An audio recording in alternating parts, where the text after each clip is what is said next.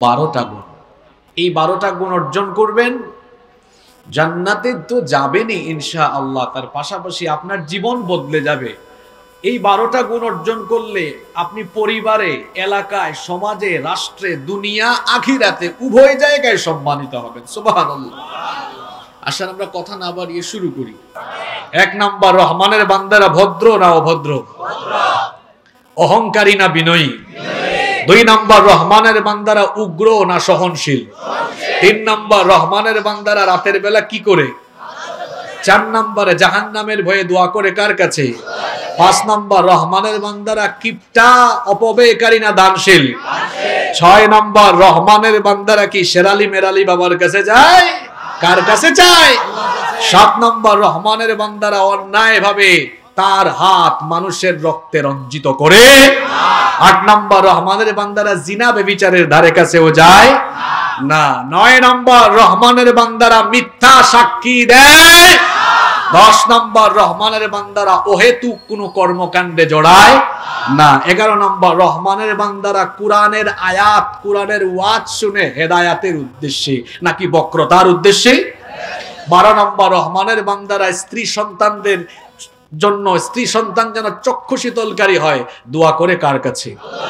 Number 1, 1 number, রহমানের বান্দারা বেয়াদব হয় না, রহমানের বান্দারা অহংকারী হয় না, অভদ্র হয় না। রহমানের বান্দাদের পরিচয় হলো, রহমানের বান্দারা হয় ভদ্র, নম্র, বিনয়ী। সুবহানাল্লাহ।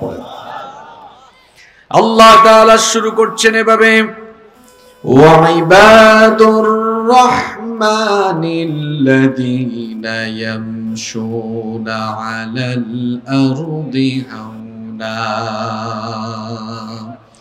রহমানের বান্দা হলো তারা দুনিয়ার বুকে নম্রভাবে, ভদ্রভাবে, বিনয়ের সাথে বিচরণ করে যারা।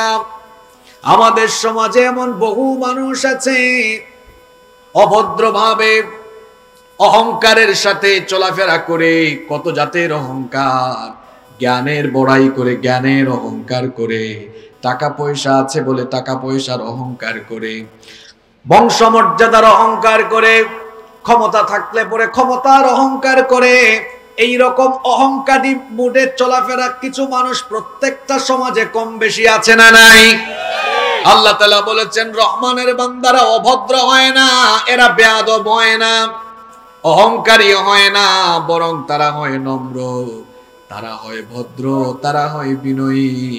জ্ঞানের অহংকার আপনি করবেন না। জ্ঞান হচ্ছে আল্লাহর নেয়ামত। যারা জ্ঞান পাওয়ার পরে অহংকারী হয়ে যায়, এরা শয়তানের খাঁটি মুরিদ হয়ে যায়। রহমানের বান্দাদের 2 নম্বর গুণ, জাহিলদের সাথে তর্ক করে না। তর্ক করা এটা বড় খারাপ স্বভাব। কিছু মানুষ আছে তর্ক করে। মনে রাখবেন, তর্ক আরম্ভ করলে এই তর্কের শেষটা কখনো ভালো হয়। এজন্য রহমানের বান্দারা তর্ক করে না। গালি দিলে সালাম দিয়ে দেয়। আমার নবীকে 40 বছর পর্যন্ত কাফিররা গালিগালাজ করে নাই। সকলেই বলেছে এই আরবের মধ্যে সবচাইতে ভালো যদি কেউ থাকে তারা বলতো মুহাম্মদ, আমরা বলি সাল্লাল্লাহু আলাইহি ওয়াসাল্লাম। নবীজিকে তারা আল আমিন বলেছে। নবীজিকে তারা সবচেয়ে বিশ্বস্ত এবং আমানতদার হিসাবে ঘোষণা দিয়েছে। এই কোরআনের দাওয়াত যেদিন থেকে নবীজি আরম্ভ করলেন, সেদিন থেকে নবীজিকে তারা কাফের, সেদিন থেকে নবীজিকে তারা কাহিন বলা আরম্ভ করলো, শাইর বলা আরম্ভ করলো, মাজনুন বলা আরম্ভ করলো।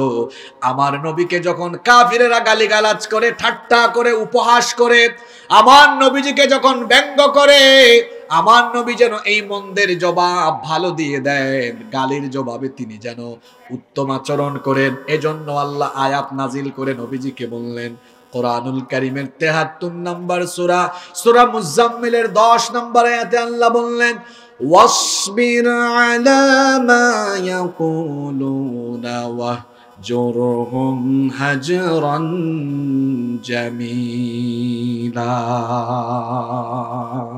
ও নবী, তারা যা বলে আপনি ধৈর্য ধারণ করেন। গালি দিয়েছে বলে গালি দিবেন না। ওরা পাগল বলেছে বলে আপনি তাদেরকে পাগল বলবেন না। আপনারা সূরা কলম পড়বেন, আল্লাহ বলেছেন ফাসাতুবসিরু ওয়া ইউবসিরুন বিআইয়িকুমুল মাফতুন। আপনিও দেখবেন, জগৎবাসী দেখবে, তারাও দেখবে কে পাগল। আপনি গালি দিবেন না, এই স্বভাবটাও তো আমাদের অনেকের মধ্যে নাই। আমাদেরকে কেউ গালি দিলে পাল্টা গালি দেই না, আমাকে গালি দিলে আমি পাল্টা গালি দিব না, এই স্বভাব আমাদের হুজুরদের মধ্যেও আছে। এক হুজুর এক মাহফিল থেকে বলে অমুক কাফের, তো ওই হুজুর শুনলে বলে আমি যদি কাফের হই হে ওয়াহাবি। তো মানুষ কি শিখবে? গালির জবাবে গালি নয়। আমাকে কেউ গালি দিয়ে বলবো আমার ভাই হয়তো বুঝেন নাই, না বুঝে দিয়েছেন। আমি দোয়া করব আল্লাহ যেন আমার ভাইকে সঠিক বুঝদান করে দেন। আমার কোনো ভাই আমাকে গালি দিলে আমি গালি দিব না, আমার ভাইকে আমি সালাম দিব, আমার ভাইয়ের জন্য আমি দোয়া করব। এটা হলো রহমানের বান্দার স্বভাব। এজন্য আল্লাহ বলেছেন ওয়া ইদা খাতাবাহুমুল জাহিলুনা ক্বালু সালামা। রহমানের বান্দা হলো তারা জাহিলদের সম্মুখীন হলে জাহিলদেরকে সালাম দেয় যারা। আপনারা এরকম হতে পারবেন তো ইনশাআল্লাহ? আওয়াজ তো ছোট হলো, পারবেন তো ইনশাআল্লাহ? নাম্বার 3 পয়েন্টগুলো মনে রাখবেন। রহমানের বান্দাদের 3 নাম্বার গুণাবলী হলো দিনের বেলা তো অহংকারী হয় না, ভদ্রভাবে নম্রভাবে চলাফেরা করছে বিনয়ের সাথে, আর গালিও দেয় না, কোনো ফাসিকি কাজে জড়ায় না। যখন সন্ধ্যা হয়ে গেল, রাত হলো, রহমানের বান্দার রাত কিভাবে কাটবে শুনতেছেন তো আপনারা? রহমানের বান্দা রাত কিভাবে কাটাবে? আল্লাহ তাআলা বলছেন রহমানের বান্দারা রাতের বেলা আড্ডা দিবে না, রাতের বেলা তারা তামাশায় লিপ্ত হবে না, রাতের বেলা নাটক দেখবে না, রাতের বেলা সিনেমা দেখবে না। রহমানের বান্দারা রাতের বেলা রিয়াল মাদ্রিদ আর বার্সেলোনার খেলা দেখবে না। রহমানের বান্দারা রাত 2টা 3টা পর্যন্ত জেগে আইপিএল, বিপিএল, বিশ্বকাপ, ফিফা বিশ্বকাপ দেখবে না। তো রহমানের বান্দারা রাত জেগে জেগে কি করবে? রহমানের বান্দারা নাইট ক্লাবে যাবে না, রাতের বেলা মদের আসরে যাবে না, জুয়ার আসরে যাবে না, গাজার আসরে যাবে না। তো রহমানের বান্দারা খুশি। তাহলে রহমানের বান্দারা কিসের আসরে যাবে? রাতের বেলা কোন আসরে কি করবে আল্লাহ শিখায় দিচ্ছেন। আল্লাহ বলছেন ওয়াল্লাযীনা ইয়াবিতুনা লিরাব্বিহিম সুজ্জাদান ওয়া কিয়ামা। রহমানের বান্দা হলো তারা রাতের বেলা অশ্লীল, ফাহেসা, অনর্থক, বেহুদা সকল কাজকে উপেক্ষা করে রাতের বেলা কিছু অংশ তাহাজ্জুদের নামাজে দাঁড়িয়ে আর আল্লাহকে সাজদা দিয়ে দিয়ে শেষ রাত কাটায় যারা রহমানের বান্দা হলো তারা। আমাদের রাত কিভাবে কাটে? আমি যখন বিশ্ববিদ্যালয়ে পড়তাম, ইউনিভার্সিটিতে পড়তাম, হলে থাকতাম, হলে থাকাকালীন সময়ে দেখতাম কিছু ছেলে রাতের বেলা ক্যাফেটেরিয়ায় যখন রাতের খাবার খেতে বসে, তখন এক বন্ধু আরেক বন্ধুকে বলে দোস্ত ঘুম যদি চলেও আসে খেলাটা যেন মিস না হয়, মোবাইলের মধ্যে অ্যালার্ম দিয়ে রাখো, কারণ আজকে রাতে রিয়াল মাদ্রিদ আর বার্সেলোনার খেলা আছে রাত 3টায়। 3টার সময় অ্যালার্ম দিয়ে ছেলেগুলো দেখতাম ইউনিভার্সিটির হলে টিভি রুমে রাত 3টা বাজে উঠে খেলা দেখে, আবার ফজরের আগ মুহূর্তে খেলা শেষ করে ফজরের নামাজ না পড়ে ঘুমায়া যায়। রাতের বেলা জেগে জেগে খেলা দেখলো, ফিফা বিশ্বকাপের সময় ফিফা বিশ্বকাপ দেখে, আইসিসির সময় আইসিসি দেখে, রাতের বেলা নাটক দেখে, সিনেমা দেখে, পর্নোগ্রাফি দেখে। এটা তো রহমানের বান্দার বৈশিষ্ট্য না। রহমানের বান্দার বৈশিষ্ট্য হলো রাতের বেলা তাড়াতাড়ি ঘুমায় যাবে, আর অর্ধেক রাত শেষ হয়ে যাওয়ার পরে কিংবা রাতের শেষ অংশে দাঁড়িয়ে যাবে। রহমানের বান্দা শেষ রাতটা জেগে জেগে তাহাজ্জুদে সাজদা দিয়ে দিয়ে কাটাবে। এই কোরআন যার উপরে নাজিল হয়েছে তিনি ছিলেন কোরআনের বাস্তব নমুনা, কোরআনের প্র্যাকটিক্যাল নমুনা। এই যে কোরআনে আল্লাহ এই কথাটা বললেন রহমানের বান্দারা রাত জেগে জেগে কাটায়, এর প্র্যাকটিক্যাল উদাহরণ দিয়েছেন মুহাম্মদ সাল্লাল্লাহু আলাইহি ওয়াসাল্লাম। আমার নবীর রাত কিভাবে কাটতো শুনেন।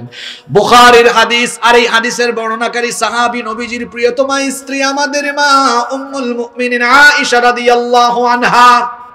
নবীজিকে আপনি কাছ থেকে দেখি নাই, কিন্তু নবীজির স্ত্রীগণ নবীজিকে কাছ থেকে দেখেছেন।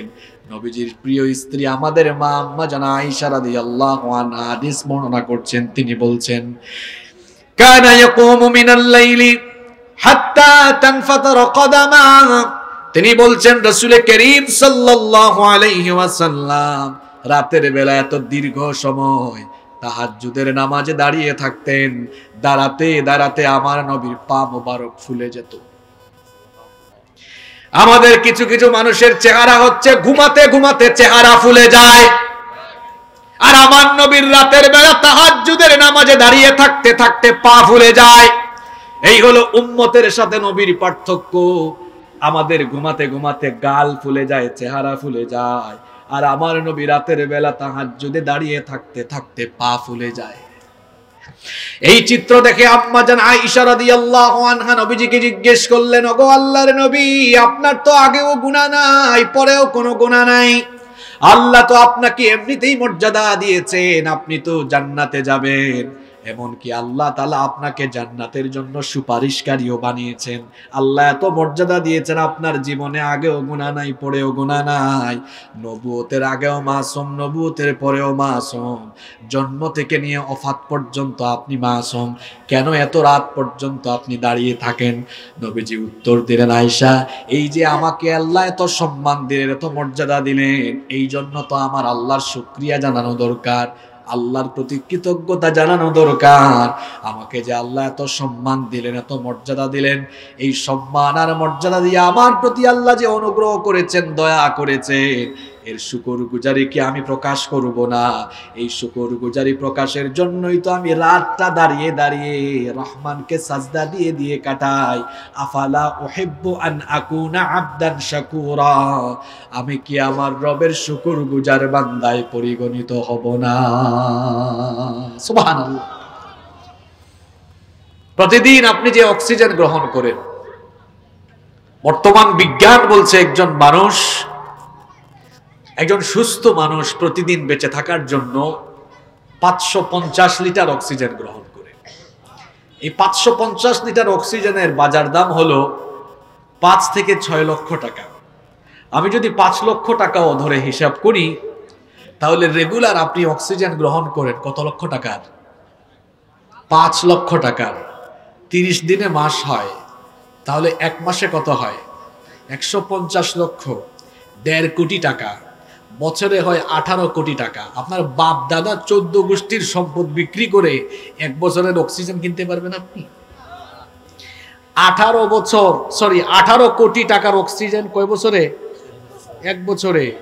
তো যার বয়স যত, ক্যালকুলেটরে গুণ করে দেখেন, জন্ম থেকে নিয়ে এই পর্যন্ত মিলিয়ন বিলিয়ন ট্রিলিয়ন ডলারের অক্সিজেন নিয়েছেন, আপনি কোনো পয়সা দেন নাই। আল্লাহ তো পয়সা চান না, আল্লাহ শুধু আপনার সাজদা চান, আপনার আনুগত্য চান, ঈমান চান, বাধ্যবাধকতা করে দেন নাই। মান শাআ ফালইউমিন ওয়া মান শাআ ফালইয়াকফুর, যার ইচ্ছা ঈমান আনুক, যার ইচ্ছা না হয় কুফরি করুক, কিন্তু যে যেটা করবে তার সেই সকল কৃতকর্মের ফল যিনি ভোগ করাবেন তিনি কে? নবীজিকে আল্লাহ সম্মান দিয়েছেন, মর্যাদা দিয়েছেন, শুকরগুজারি হিসাবে রাতে ঘুমান না। আর আল্লাহ তাআলা আপনাকে সৃষ্টির শ্রেষ্ঠ জীব বানিয়ে ঈমানের নেয়ামত দিয়েছেন। আল্লাহর দেওয়া অক্সিজেন প্রতিদিন 5 লক্ষ টাকার গ্রহণ করেন, 5 বার মসজিদে গিয়ে সাজদা দিতে পারেন না। আপনার মতো নাশুকর বান্দা আসমানের নিচে জমিনের উপরে আর নাই। শুধু কি তাই? সময় তো কম, নইলে আরো কত কথা বলা যেত। এই যে আপনি হাঁচি দেন না আপনারা? হাঁচি মারেন না? ইন্নাল্লাহা ইউহিব্বুল উতাস ওয়া ইউকরাহুত তাথাউম। নবীজি বলেছেন আল্লাহ হাঁচি পছন্দ করেন, হাইও পছন্দ করেন। এই যে হাঁচি দেন, আল্লাহ তাআলা আদম আলাইহিস সালামকে প্রথম বানানোর পরে, রূহ ঢুকিয়ে দেওয়ার পরে তিনি হাঁচি দিয়েছেন, আর হাঁচি দেওয়ার পরে তিনি তার মুখ থেকে বের করেছেন আলহামদুলিল্লাহ। এটাও কইতে পারলেন না আলহামদুলিল্লাহ। হাঁচি দিলে মানুষ আলহামদুলিল্লাহ বলে কেন? কারণ এই যে আমরা যে পরিবেশে বসবাস করি, এই এনভায়রনমেন্টে এত ব্যাকটেরিয়া, এত জার্ম, এত জীবাণু, প্রতিটা মুহূর্তে নিঃশ্বাস যখন আমরা গ্রহণ করি, কত জীবাণু যে ঢুকে। আমরা তো জীবাণুর গুডাউনে বসবাস করি। নাকের মধ্যে পশম আছে, অনেক মানুষ নাকের পশম উপড়াই ফেলে, তুলে ফেলে। নাকে পশম আল্লাহ এমনি এমনি দেন নাই, নাকে পশম এজন্য দেওয়া হয়েছে যেন অতি বেশি পরিমাণ ধুলাবালু নাকের ভেতর দিয়ে ঢুকে আপনার শরীরে বা ফুসফুসে পৌঁছে যেন আপনার শারীরিক কোনো ক্ষতি না হয়। এজন্য নাকের পশম বেশি উঠাতে যাবেন না। যদি লম্বা হয়ে বাহিরে চলে আসে তো একটু সাইজ করেন, কিন্তু একদম উপরে ফেলা আরম্ভ করিয়েন না। এটাও আপনার জন্য জরুরি, দরকার। এর জন্য দিয়েছেন কে?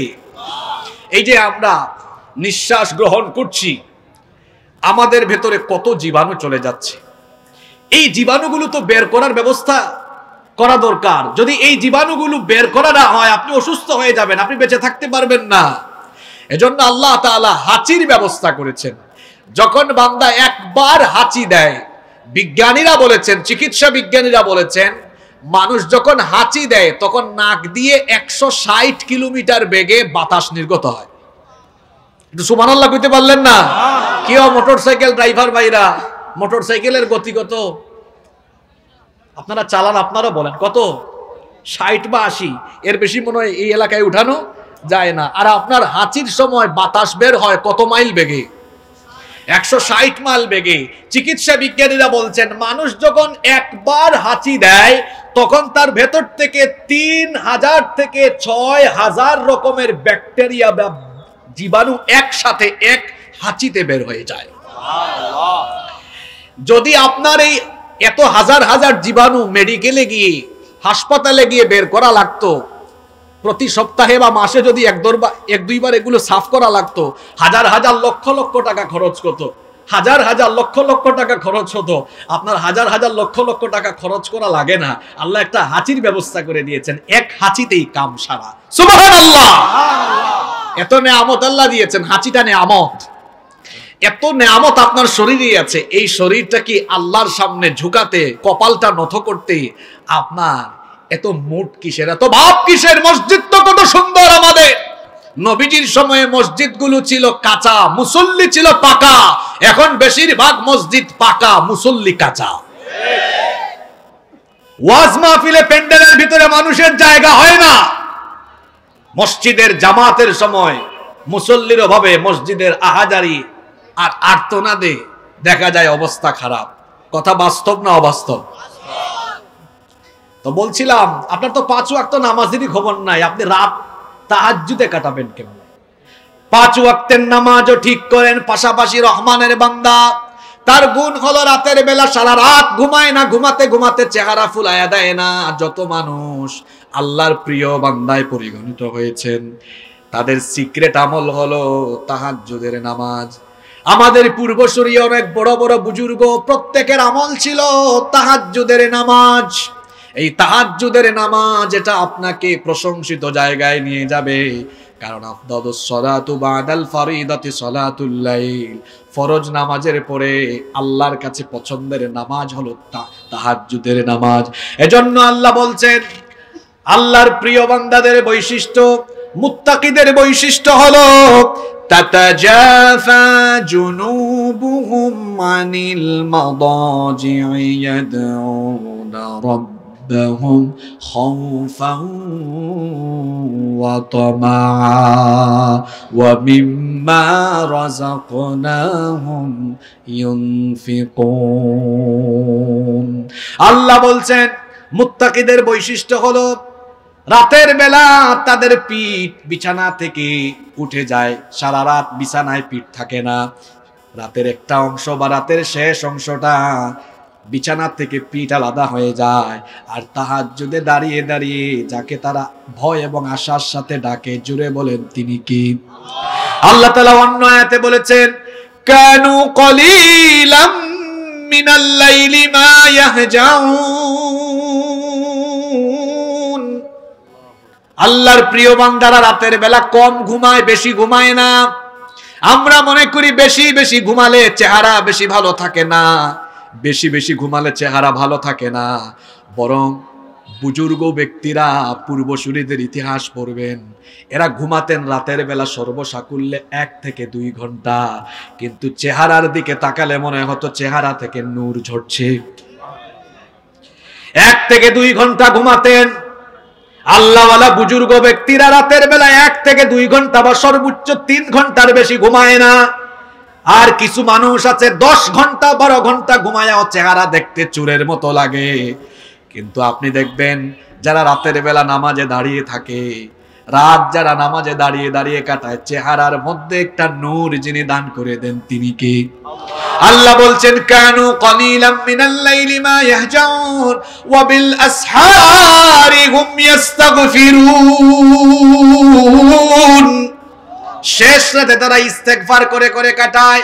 এটা হলো রহমানের বান্দাদের বৈশিষ্ট্য। ওয়াল্লাযীনা ইয়াবিতুনা লিরাব্বিহিম সুজদান ওয়া কিয়ামা। রাতের বেলা তারা রহমানকে সাজদা দিয়ে দিয়ে রাতটা কাটিয়ে দেয়। আর তাদের 4 নাম্বার বৈশিষ্ট্য হলো এত ইবাদতের পরে অহংকারী হয় না। কারণ আপনার ইবাদত বন্দেগী আমল আপনাকে জান্নাতে নিতে পারবে না, আমলের পাশাপাশি আল্লাহর দয়াও লাগবে। এই জন্য রহমানের বান্দারা আমল করার পাশাপাশি তারা জাহান্নাম থেকে বাঁচার জন্য দোয়া করে। ওয়াল্লাযীনা ইয়াকুলুনা রাব্বানা সরিফ আন্না আযাবা জাহান্নাম ইন্না আযাবাহা কানা গরামা। তারা বলে, হে আমাদের রব, আপনি আমাদেরকে জাহান্নামের সর্বনাশ আযাব থেকে বাঁচান, কারণ এর আযাব বড় ভয়াবহ। জাহান্নাম থেকে বাঁচার জন্য নবীজিও আমাদেরকে আমল শিখিয়েছেন। ফজরের ফরজ নামাজ আর মাগরিবের ফরজ নামাজের পরে নবীজি আল্লাহুম্মা আজিরনি মিনান নার এই দোয়া পড়তেন মোট 7 বার। জোরে বলেন কয়বার? আমার সঙ্গে সবাই পড়েন, কেউ চুপ থাকবেন না, বলেন আল্লাহুম্মা আজিরনি মিনান নার। তো 7 বার পড়বেন। আবার আমরা তো এমন মানুষ, নামাজে যখন আমরা যাই তখন দেখা যায় কিছু মানুষের তাড়াহুড়া আরম্ভ হয়ে যায়। শেষ বৈঠকে তাশাহুদ, দুরুদ, দোয়ায়ে মাসুরা যদি ইমাম সাহেবের আগে শেষ করে ফেলে, ওইটা ইমাম সাহেবকে সিগন্যাল দিয়া বুঝায় দেয়, বুঝাচ্ছে হুজুর আমার শেষ, আমার কাম শেষ, আপনার কামও শেষ করে ফেলান। নবীজি বলেছেন নামাজে সালাম ফেরানোর আগে 4টা জিনিস থেকে আল্লাহর কাছে পানাহ চাও। জুড়ে বলেন কয়টা? এই দোয়াটা আমরা অনেকেই জানি না, শুধু তাড়াহুড়া। নবীজি বলেছেন সালাম ফেরানোর আগে এই 4টা জিনিস থেকে আল্লাহর কাছে পানাহ চাও। কি সুন্দর দোয়া!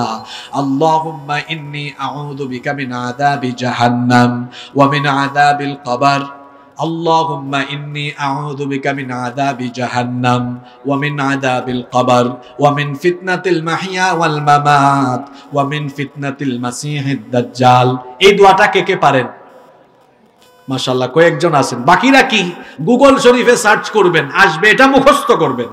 বলেন আল্লাহুম্মা ইন্নী আউযু বিকা মিন আযাবি জাহান্নাম ওয়া মিন আযাবিল কবর ওয়া মিন ফিতনাতিল মাহইয়া ওয়াল মামাত ওয়া মিন ফিতনাতিল মাসিহিদ দাজ্জাল। কি সুন্দর দোয়া! আল্লাহুম্মা ইন্নী আউযু বিকা মিন আযাবি জাহান্নাম, হে আল্লাহ আমাকে জাহান্নামের আযাব থেকে বাঁচাও। ওয়া মিন আযাবিল কবর, কবরের শাস্তি থেকে বাঁচাও। ওয়া মিন ফিতনাতিল মাহইয়া ওয়াল মামাত, জীবন মরণের ফিতনা থেকে বাঁচাও। ওয়া মিন ফিতনাতিল মাসিহিদ দাজ্জাল, দাজ্জালের ফিতনা থেকে আমাদেরকে বাঁচাও। বলেন আমিন। এই দোয়াটা শিখবেন তো? রহমানের বান্দাদের 5 নাম্বার বৈশিষ্ট্য হলো রহমানের বান্দারা কিপটা হয় না, আবার রহমানের বান্দারা অপব্যয়কারী হয় না।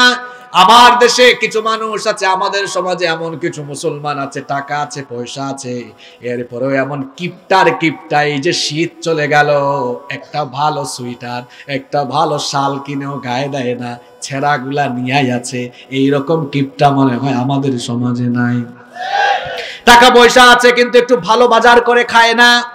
যারা টাকা বাঁচানোর জন্য স্বাস্থ্য নষ্ট করে, ভালো করে শুনেন, যারা স্বাস্থ্য নষ্ট করে না খেয়ে টাকা বাঁচিয়ে রাখে, শেষ বয়সে এই টাকা নষ্ট করে পরে স্বাস্থ্য রক্ষা করতে হবে। কথা বুঝেন নাই? আল্লাহর নবীর একটা হাদিস আমার মনে পড়ে গেল। আল্লাহ যাকে নিয়ামত দিয়েছেন, ওই নিয়ামতের বহিঃপ্রকাশ বান্দা ঘটাক, এটা আল্লাহ পছন্দ করেন। আপনাকে আল্লাহ যদি অর্থবিত্ত দেন, টাকা পয়সা দেন, তো আপনি খাবেন, ভালো পোশাক পরবেন। এটার মাধ্যমে আল্লাহ যে নিয়ামত দিয়েছেন, নিয়ামতের একটা বহিঃপ্রকাশ ঘটানো হবে, শুকর, এটা একটা শুকরগুজারি হবে। কিপটামি করবেন না। কিপটামি করে না খায়া থাকবেন না, সেরা কাপড় পরে থাকবেন না। আল্লাহ যতটুকু দিয়েছেন তার আলোকে আপনি চলবেন, মধ্যম পন্থা অবলম্বন করবেন, আবার অপব্যয়কারী হবেন না। রহমানের বান্দাদের টাকা থাকলেই তারা টাকাগুলো নাচ গানার যাত্রাপালায় খরচ করে না। এই যে আজকের পরিবার, জিতু ভুইয়া পরিবার, আমি তাদের বাসায় এতক্ষণ ছিলাম, রেস্ট করে আসলাম, আমেরিকা প্রবাসী। এই যে তারা তাদের পরিবারের মধ্যে গানদের মাগফিরাত কামনা করে মাহফিলের আয়োজন করলেন। এই পরিবারকে আল্লাহ অনেক অর্থবিত্ত দিয়েছেন। এরা চাইলে আজকে মাহফিল না করে, শুনেছি তারা গরু জবাই করে আপনাদেরকে খাওয়ানোর ব্যবস্থাও করেছে, তো তারা চাইলে কি আজকে এখানে ভিন্ন ধর্মী আয়োজন করতে পারতো না? আমাদের দেশে অনেক মানুষ আছে, গায়ক নায়ক নায়িকা এদেরকে এনে নাচ গানের আয়োজন করে। মুসলমানের সন্তান টাকা পয়সা থাকলেই 31st নাইটে আতশবাজি আর ফটকাবাজি করবে না। টাকা পয়সা আছে বলেই নাচ গানের কনসার্টে যাবে না। টাকা পয়সা আছে বলেই এই টাকা দিয়ে জুয়া খেলবে না, নাইট ক্লাবে যাবে না, মদের বারে যাবে না। রহমানের বান্দারা অপব্যয়কারী হয় না, টাকা বাজে পথে খরচ করে না। টাকা পয়সা আছে বলে ছেলের বিয়েতে মেয়ের বিয়েতে আপনি গায়ে হলুদ করতে পারবেন, এটা অপব্যয়। তাহলে রহমানের বান্দারা অপব্যয় করে না, আবার কিপটামিও করে না। তাহলে রহমানের বান্দারা কি করে? আল্লাহ তাআলা বলছেন রহমানের বান্দাদের স্বভাব হলো ওয়াল্লাযীনা ইযা আনফাকু লাম ইউসরিফু ওয়া লাম ইয়াকতুরু ওয়া কানা বাইনা যালিকা কওয়ামা। সুবহানাল্লাহ পড়েন। আর তারা যখন খরচ করে তখন কৃপণতা করে না, অপব্যয় করে না। তাহলে কি করে? আল্লাহ বলছেন ওয়া কানা বাইনা যালিকা কওয়ামা, মধ্যম পন্থা অবলম্বন করে দানশীল হয়। অর্থাৎ আল্লাহ তাদেরকে যে সম্পদ দিয়েছেন নিজের পরিবারের খরচের পরে যতটুকু দরকার, সেই দরকারি খরচ শেষ করার পরে যতটুকু থাকবে সেগুলো দান করে দিবে যার পথে তিনি কি। আমার দেশের অনেক মুসলমান আছে না বুঝি টাকা পয়সা শুধু জমাইতেই থাকে। টাকা পয়সা জমাবেন না, নিজের উত্তরাধিকার এবং নিজের পরিবারের জন্য যতটুকু দরকার ঠিক ততটুকু রেখে বাকিটা আল্লাহর পথে দান করে দেন। কবরস্থানে গিয়ে দেখেন টাকাওয়ালারা টাকা পয়সা এই দুনিয়াতে রেখে কবরে ঘুমায়। টাকা পয়সাগুলো আল্লাহর পথে খরচ করেন। যাদের টাকা পয়সা আছে দ্বীনের পথে, দিন প্রচার প্রসারের উদ্দেশ্যে খরচ করেন, তাহলে কবরে যাওয়ার পরেও দেখবেন এগুলো আপনার জন্য সদকায়ে জারিয়ার মতো সওয়াব হয়ে যাবে। সুবহানাল্লাহ। এজন্য টাকা পয়সা থাকলে জমায় রাখিয়েন না। তো জমাচ্ছেন কার জন্য? আর এখানে যত অভিভাবকগণ আছেন আপনাদের প্রতি, আমি তো আপনাদেরকে নসিহত করতে পারবো না, আমি তো আপনাদের ছেলের মতো। এটা একটা পরামর্শ, সন্তানদের জন্য, ভবিষ্যৎ প্রজন্মের জন্য বেশি সম্পদ রেখে যাবেন না, এরা অলস হবে। কারণ গ্রামে গঞ্জে একটা প্রবাদ আছে, এই প্রবাদটা অনেকাংশে সত্য। এক পুরুষে ধন কামায়, 3 পুরুষে বসে বসে খায়। কথাটা গ্রামে গঞ্জে প্রবাদ থাকলেও দেখবেন বেশিরভাগ ক্ষেত্রে এটা মিলে। যে পরিবারে দেখবেন দাদা পয়সাওয়ালা ছিল, এরপরে দাদার ছেলেরা আর দাদার নাতিরা সব বিক্রি করে করে খায়া দায়া 2-3 জেনারেশন পরে সব ফকির হয়ে যায়। এক পুরুষে কামায় আর বাকি পুরুষরা বসে বসে খায়। এজন্য এটা হবে না তখন আপনি যদি সচেতন হন। আপনার ছেলে মেয়েদের জন্য যতটুকু দরকার ততটুকু রেখে বলবেন তুমি নিজে ইনকাম করো, নিজে পরিশ্রম করো, তাহলে দেখবে এটা ফার্মের মুরগির মতো অলস হবে না, এটা কাজ করবে। আর আপনি যদি বাবা বেশি দিল দরদি হয়ে, বাবা চিন্তা করো না, তোমার জন্য গুলশানে বনানীতে উত্তরায় বাড়ি রেখেছি, তোমার জন্য গাড়ি রেখেছি, তো এ ছেলে ছোটবেলা থেকে শাহজাদা ভাব ধরবে, আমার বাপের তো সব আছে। আর যে সকল যুবক তরুণরা এখানে আছো শোনো, যারা বাপ দাদার পরিচয় এলাকায় দেয়, আমার বাপের বাড়ি আছে, গাড়ি আছে, গুলশানে বাড়ি আছে, বনানীতে বাড়ি আছে, গাড়ি আছে, যে ব্যক্তি বাপের পরিচয়ে সমাজে দেয় সে একটা গাধা। আর যে ব্যক্তি নিজে পরিশ্রম করে একটা যোগ্যতা সম্পন্ন জায়গায় নিজেকে নিয়ে যায় সে হলো শাহজাদা। তুমি গাধা হবা না শাহজাদা হবা, এটা চিন্তা করো এখন থেকে। নিজের পরিচয়ে প্রতিষ্ঠিত হও। যারা ছাত্র আছো পড়াশোনা করো, পড়াশোনার উদ্দেশ্য যেন চাকরি বাকরি না হয়, পড়াশোনার উদ্দেশ্য যেন হয় একজন ভালো মানুষ হওয়া, চরিত্রবান হওয়া।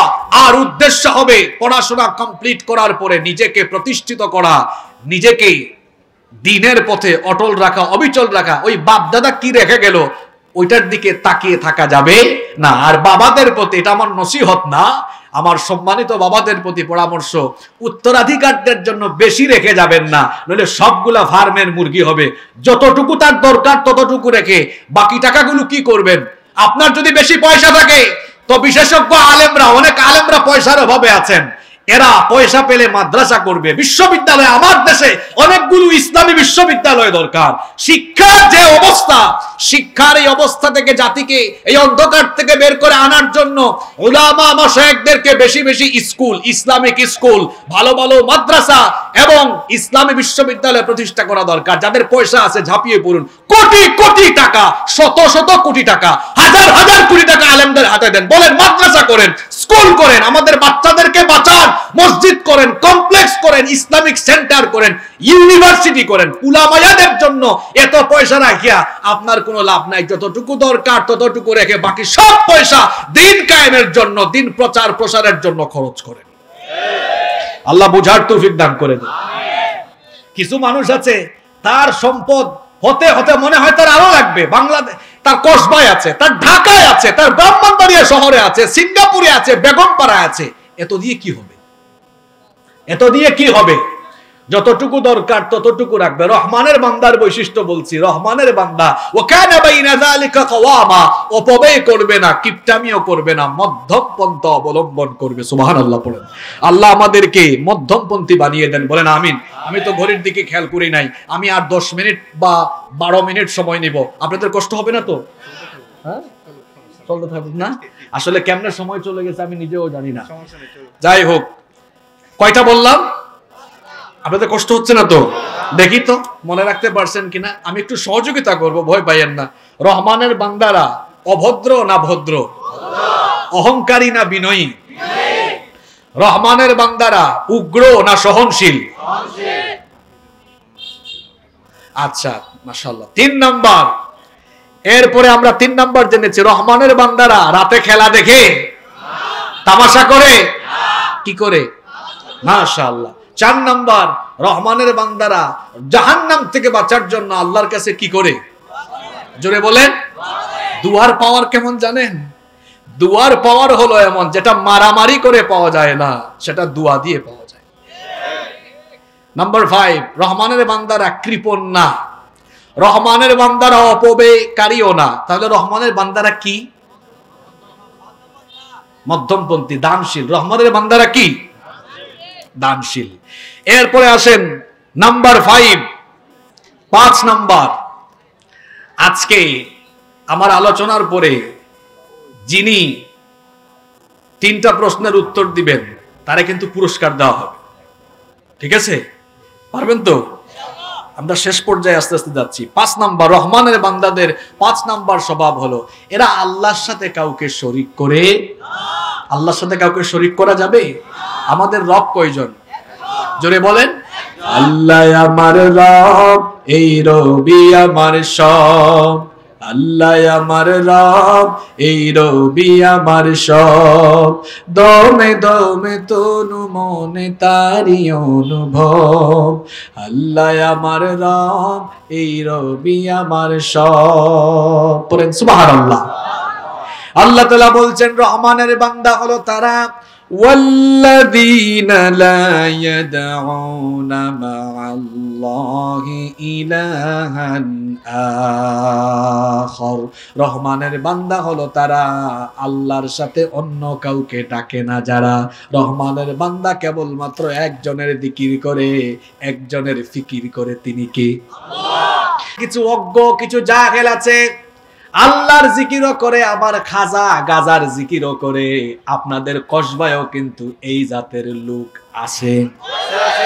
কিছুক্ষণ করে আল্লাহ আল্লাহ, কিছুক্ষণ করে খাজা খাজা, আছে না নাই? রহমানের বান্দারা আল্লাহর সাথে কাউকে ডাকে না, লা ইয়াদুনা, তারা ডাকে না মা আল্লাহি, আল্লাহর সাথে ইলাহান আখার, অন্য কোন ইলাহকে তারা ডাকে না। রহমানের বান্দা সুদিনেও ডাকে আল্লাহ, দুর্দিনেও ডাকে আল্লাহ, সুস্থতার সময়ও আল্লাহ, অসুস্থতার সময়ও ডাকবে কাকে? আইয়ুব নবী 18 বছর অসুস্থ, ডাক দিয়েছেন কাকে? সন্তান থাকলেও আল্লাহ না থাকলেও আল্লাহ জাকারিয়া আলাইহিস সালামের স্ত্রী বন্ধা, তিনি ডাক দিয়েছেন কাকে? সন্তান চেয়েছেন কার কাছে? আমার দেশে কিছু অজ্ঞ লোক আছে, সন্তান যখন হয় না, অনেক মহিলাও আছে বিভিন্ন জিন্দা বাবা আর মুর্দা বাবার মাজারে দৌড়ায়। কোন জিন্দা বা মুর্দা বাবা আপনাকে সন্তান দিতে পারবে না, সন্তান যিনি দিবেন তিনি কে? আবার আমি ৩-৪ বছর আগে আপনাদের কসবার ভিতরে এক জায়গায় দেখেছি, এতদিন তো শুনতাম মাজার, কসবার ভিতরে এক জায়গায় দেখলাম রওজা শরীফ। আমি আর এলাকার নাম নিলাম না, আমি নিজেই দেখেছি। আরে বাপ রে বাপ, রওজা শরীফ হয়ে গিয়েছে। আমার দেশে কত জাতের মাজার আছে, বদনা মাজার আছে, ল্যাংটা বাবার মাজার, কি বলেন আছে না নাই? ওই চট্টগ্রামের সীতাকুণ্ডে আছে ডালচাল মিয়ার মাজার। আপনারা আবার ভুল বুঝবেন না, এই হুজুর কি পীর আউলিয়া বিরোধী নাকি? না, ৬-৭ দিন আগেই তো আমি কসবার আড়াইবাড়ি দরবারে এসে গেলাম। আমরা পীর বিরোধী না, বরং পীরাকির নামে যারা ভণ্ডামি করে আমরা ভণ্ডামি বিরোধী। আমি নিজেই সিলেটের মানুষ, শাহজালালের এলাকার মানুষ, শাহপুরানের এলাকার মানুষ। আমরা পীরাউলিয়া বিরোধী নই, আমরা ইতিহাস পড়েছি, আমরা জানি এই জমিনটাকে আবাদ করেছেন পীরাউলিয়াগণ। পীরাউলিয়াগণ এই জমিনকে আবাদ করেছেন, কিন্তু পীরাউলিয়াগণ ভণ্ডামি শিখান নাই, বরং পীরাউলিয়াদের মাজারকে ব্যবসার কেন্দ্র বানিয়ে কিছু ভণ্ড আজকে ব্যবসা করছে। পীরদের বিরুদ্ধে আমরা নই, যারা পীরদের মাজারকে ব্যবসার জায়গা বানিয়ে জনগণকে ধোঁকা দেয় তাদের সাথে আমাদের কোনো সম্পর্ক। রহমানের বান্দারা কেবল একজনকে ডাকে, এই একজনের সাথে আর অন্য কাউকে ডাকে না। দেখবেন আমার দেশে কিছু পাবলিক আছে, এমন কিছু বক্তাও আছে, দেখবেন 2 ঘন্টা চেয়ারে বসে আল্লাহর জিকির যদি করে 5 মিনিট, মেরালি বাবা শেরালি বাবার জিকির করে আরো 30 মিনিট। কিছুক্ষণ টাকি বাবা, কিছুক্ষণ শেরালি বাবা, কিছুক্ষণ মেরালি বাবা, কিছুক্ষণ ল্যাংটা বাবা। বাবা একজন হওয়া ভালো না বেশি হওয়া ভালো? জোরে বলেন। বেশি বাপ হইলে মানুষ ভাববে কিরে এর বাপ এতগুলা কেন, জন্মে কি কোনো ঝামেলা আছে নাকি? এত বাপ হওয়া কিন্তু ভালো নয়। আমরা কেবলমাত্র একজনকে রাখি, সুখের দিনেও দুঃখের দিনেও, দুঃসময়েও সুসময়েও, সুস্থতায়ও অসুস্থতায়ও আমরা কেবলমাত্র যাকে ডাকি। আপনাদের আওয়াজ একদম গলার মাঝ বরাবর এনে মধুর সুরে একটা ডাক দেন তো, তিনি কি? এই আল্লাহর সাথে রহমানের বান্দারা অন্য কাউকে ডাকে। আপনি যে গিয়ে জিন্দা পীর আর মুর্দা পীরের কাছে সন্তান চান, এটা ওইটা চান, তো নামাজ থেকে কি শিখেছেন আপনি? আপনি তো নামাজে গিয়ে 5 ওয়াক্ত আল্লাহকে ঘোষণা দেন ইয়াকা নাবুদু, পরে নামাজ সাথে ইয়াকা নাবুদু ওয়া ইয়াকা নাস্তাঈন। আমরা কেবলমাত্র ইবাদত করি কার? আবার সাহায্য চাই কার কাছে? তো খাজার কাছে কেন, গাজার কাছে কেন, ল্যাংটা বাবার কাছে কেন? যা চাইবেন একজনের কাছে চাইবেন, তিনি কি? তাহলে আল্লাহ বলছেন রহমানের বান্দা হলো তারা আল্লাহর সাথে অন্য কাউকে শরীক করে না যারা। নাম্বার 7, বাকিগুলা কি বলবো না, রেখে দিব, এগুলো জটিল তো, কুলাইতে পারবেন? নাম্বার 7, 7 নাম্বার রহমানের বান্দাদের বৈশিষ্ট্য হলো ওয়ালা ইয়াকতুলুনান নাফসাল্লাতী হারামাল্লাহু ইল্লা বিল হক। রহমানের বান্দা হলো তারা অন্যায়ভাবে মানুষকে খুন করে না, হত্যা করে না। যারা অন্যায়ভাবে নিরপরাধী মানুষকে হত্যা করার নজির এখন মনে হয় দুনিয়াতে নাই। এরপরে নাম্বার 8 নাম্বার রহমানের বান্দাদের 8 নাম্বার স্বভাব হলো, 8 নাম্বার গুণ হলো ওয়ালা ইয়াজনুনা ওয়া মান ইয়াফআল যালিকা ইয়ালকা আসামা। রহমানের বান্দারা জিনা ব্যভিচারের ধারে কাছেও যায় না, জিনার ধারে কাছেও যায় না। এখন তো বিবাহ বহির্ভূত সম্পর্ক যেন সমাজে ভালোভাবে ছড়িয়ে যায়। আমাদের স্কুল আর মাদ্রাসার বইয়ের ভেতরে এই জন্য ফাহিম আর অন্তর আর প্রেমের কিচ্ছা ঢুকায় দেওয়া হয়েছে। কি আপনারা ঘুমায় আছেন নাকি? আপনার ছেলে মেয়ে প্রেম শিখতেছে, আপনি ঘুমায় আছেন নাকি? হ্যাঁ, আপনি কি ফাহিম? আপনারা তো গত 2-3 সপ্তাহ ধরে শরীফার গল্প নিয়ে পড়ে আছেন। আগামীকাল আমার জুমার বক্তব্য আপনারা শুনবেন, সেখানে সকল অসঙ্গতি নিয়ে লম্বা খুতবা হবে ইনশাআল্লাহ। সেদিকে যাচ্ছি না। আপনারা শরীফা নিয়ে পড়ে আছেন। আমি গাড়িতে রেখে আসছি কাগজগুলো, এতগুলো কাগজ, প্রত্যেকটা ক্লাসের যে সকল বই অসঙ্গতি আছে সবগুলো পৃষ্ঠা প্রিন্ট করেছি। শুধু শরীফার গল্প নিয়ে পড়ে আছেন। এখানে ডি ইসলামাইজেশন, এখানের ভেতরে আছে অবৈধ সম্পর্কের দিকে ধাবিত করে দেওয়ার জন্য অনেক গল্প। এখানে আছে আপনার সন্তানকে বেয়াদব বানানোর মতো গল্প, আপনি জানেন না এগুলো। এখানে আছে আপনার বাচ্চাকে সমকামী বানানোর মতো জিনিস। এখানে আছে আপনার বাচ্চার চরিত্র শেষ করার মতো ভয়াবহ জিনিস। দলমত নির্বিশেষে এই অসঙ্গতির বিষয়ে আওয়াজ তুলতে হবে। আর আলিয়া মাদ্রাসার হুজুরদের কি হয়েছে? এতদিন কথা বলি নাই, এত মাস চুপচাপ থেকেছি। আলিয়া মাদ্রাসার হুজুরদেরকে তাদের মাদ্রাসা থেকে এখনো বাংলাদেশের মানুষ প্রতিবাদ করতে দেখে নাই। চাকরি চলে যাবে, বেতন ভাতা বন্ধ হয়ে যাবে, আপনি কথা বলছেন না, আল্লাহর কাছে আপনি আসামি হয়ে দাঁড়াতে হবে। আপনার চাকরি থেকে আপনার বেতন আসবে না, রাজ্জাকের দেওয়া রিজিক থেকে আপনার বেতন দিয়ে রিজিক আসবে না, রাজ্জাকের দেওয়া রিজিক থেকে আপনার রিজিকের ফয়সালা হবে। আসিফ সাহেবের মতো একজন জেনারেল শিক্ষিত মানুষ প্রতিবাদ করলেন। অনেক স্কুল কলেজ, ঢাকা বিশ্ববিদ্যালয়ের অধ্যাপকগণ বিবৃতি দিলেন, প্রতিবাদ করলেন। কিন্তু বাংলাদেশে এতগুলো আলিয়া মাদ্রাসার শিক্ষকগণ একত্রিত হয়, কিংবা সকল আলিয়া মাদ্রাসায় যদি শিক্ষকগণ জোরালো প্রতিবাদ করতেন, অভিভাবকগণ সাড়া দিয়ে দেখতেন, একটা জোরালো প্রতিবাদ হলে এমনিতেই সবগুলো বই সংশোধন হয়ে যেত। এত মাস সহ্য করেছি, এই কথাগুলো বলি নাই। আলিয়া মাদ্রাসার হুজুরদের কি হয়েছে? কেন আপনারা কথা বলেন না? আপনাদেরকে কথা বলতে হবে, এটা আপনাদের দায়িত্ব। শুধু কি আমরা যারা হুজুররা মানুষের সামনে কথা বলি আমরাই কথা বলবো? সর্বপ্রথম তো আপনাদের কথা বলা দরকার ছিল। হয়েছে আপনারা দেখেন, আলিয়া মাদ্রাসার হুজুররা দেখেন পাবলিক আপনাদেরকে নিয়ে কি বলে। আলেমদেরকে মানুষ এখনো সম্মান করে, সম্মানের জায়গাটা নষ্ট করবেন না, সম্মানের জায়গাটা নষ্ট করবেন না। আজকে রাতের খাবার আপনি কোথায় খাবেন আপনি জানেন? কথা বলেন, জানেন? আজকে দুপুরের খাবার আমার এখানে এসে খাবার কথা ছিল, রাস্তায় জ্যামের কারণে ক্যান্টনমেন্টেই খাওয়া হয়েছে। তাহলে রিজিক যার যেখানে ওখানেই। এটা বুঝতে চাইলাম এই কারণে। আপনি বসে আছেন না, আমার চাকরি চলে যাবে, রিজিক হবে না। আরে আজকে রাতে বাসায় খাইতে পারবেন কিনা ওইটাও তো জানেন না। রিজিকের ফয়সালা আসে আল্লাহর তরফ থেকে।